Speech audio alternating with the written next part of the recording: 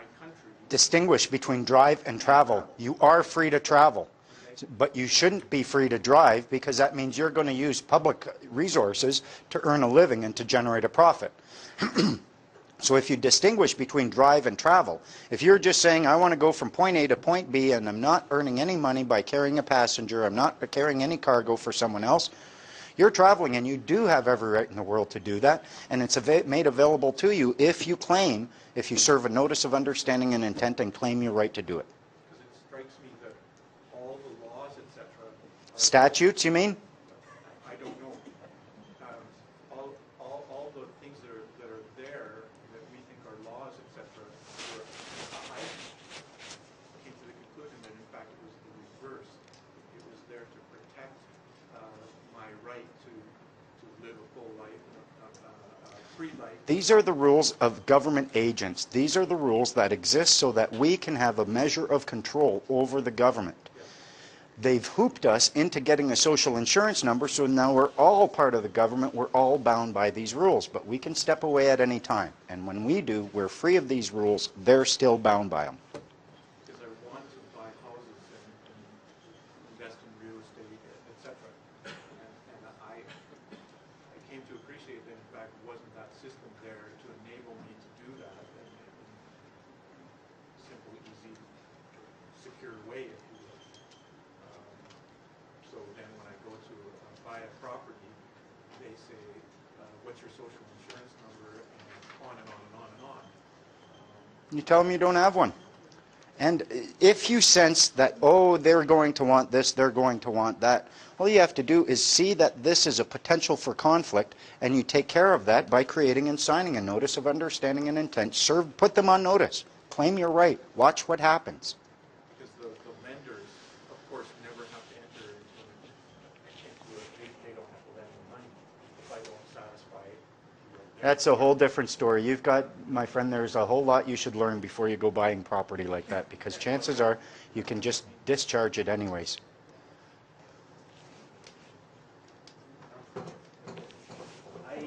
I have a birth certificate that's done properly. Merle, name is Grant, with the capital letters and the shade in. So I knew that if I sent it to the government to get another one, a renewal, I said I wanted a renewal one, that they would send me this other one. So I said to them, I was born in Medicine Hat, my mom and dad named me Merle Grant Schnee, and I want a replacement birth certificate, but just so that you know that I'm not the one that I'm looking for, I'm sending you one, a copy in this Exhibit 1. And I paid for it and everything else, so please send me the exact copy. Well, now, when I got it, of course, I didn't have the exact copy. It had my last name first. Yeah. They used to give capital letters in Alberta, but there's so many people here, like Gordon and Vern and Raising Hell, that they changed that. Instead of capitals now, they just use our last name first, or surname. Right. So I'm going to court in Leduc, and I've got my birth certificate the way it should be, the other birth certificate the way the government gave it to me, then I got the ticket that's all capitals. So I said to the judge, which one do you want? Now, she wasn't happy with me. She said, unless you tell me that you're here or something, I'm going to find you absent or guilty in absence or whatever. Yep. So I'm standing there looking at her, and she pronounced me guilty and then told me to get the hell out. Fine, I'm guilty. Bye. Or you just, again, 3 days. This is a transaction of a security interest. And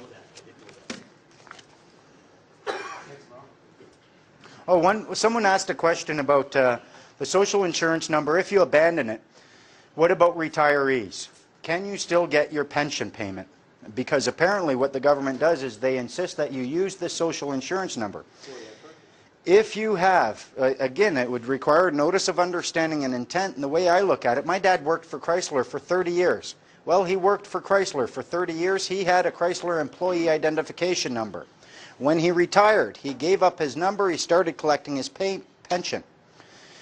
You should be able, if you're retired and you're collecting a pension, you should be able to give them back that social insurance number and still claim the right to collect your pension. You shouldn't have to be a government employee from the day you're born to the day you die. You can say, I'm no longer a government employee, but that's my pension, and you're going to give it to me. And what if you could ask for it all at once? I want my whole pension. Without a SIN or a birth certificate, how do you get a passport? And of course, without without a passport, how do you travel internationally? Again, I thought we covered that already. I don't know that you'd need a passport. Again, a notice of understanding and intent, you write to the... What the government is doing is providing you with a service and saving you the trouble of having to do it all yourself. Do what the government would do with that passport, but do it yourself. And essentially all you're doing is you could engage in an agreement with the host country. You tell them, listen, I want to come and visit this country, and I'm a free man on the land, and because of that, I don't have a passport. Or you could demand that the passport office provide you with a passport even as a free man on the land. They might say, oh, you need this, we're required to see this.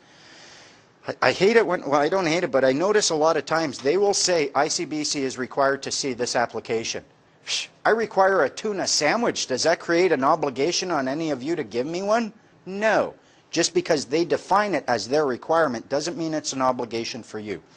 The law is all about remedy. There is always remedy. If you can't find the remedy, you're not thinking about law, you're not looking at it properly, it's always there. There are people who travel, they cross the, especially coming into our border. You can come into our border, say, I'm a free man on the land, you're a government agent, get the hell out of my way. Just move. If you're going into other countries, you're going to have to operate on an agreement of good behavior, essentially is what that passport is for. Maybe post a bond, say I'm posting a $10,000 bond in order to travel, and explain this to them. And although you won't be able to serve a notice of understanding and intent and a claim of right upon a foreign company or a foreign jurisdiction, you can certainly do it to the customs people here. And they know that they have no right to deny you access. And I've heard of people using a family Bible, and they claim that that's their ID, that's their passport, and it's accepted. And that's what they used to use before passports.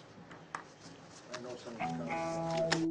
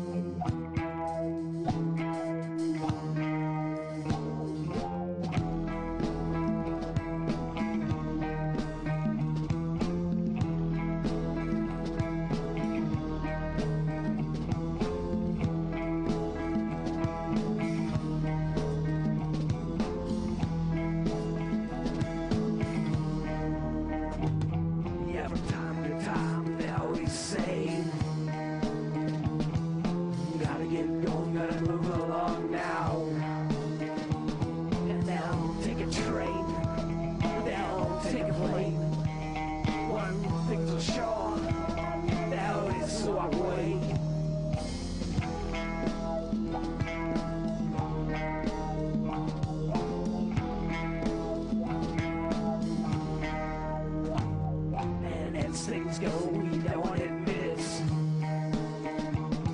In fear of putting it to stone. The roads have parted, left you alone again. It's like a bus ride, like a hitchhike. It's like a cheap motel.